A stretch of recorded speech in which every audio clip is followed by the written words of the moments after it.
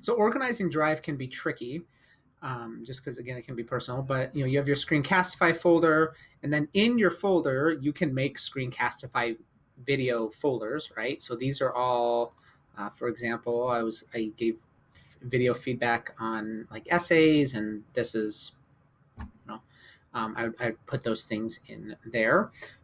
I have not organized my Screencastify videos in forever. You can see these are just video after video after video. They're all in here.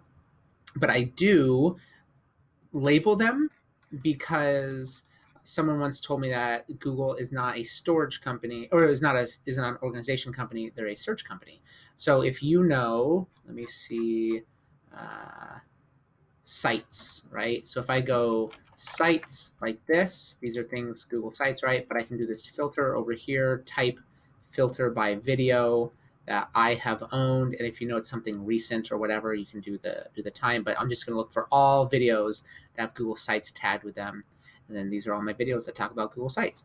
So that's the importance of that naming scheme. So when I make a video, can't show you here, but I'll go to a previous video.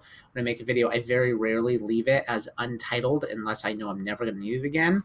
I automatically, like if I come here, I always Okay, name it boss. with So what? something relatively meaningful. That way I could search for it later. So I never delete videos. I never organize videos anymore. I just name them intentionally. And then if I need them, I know how to search for them.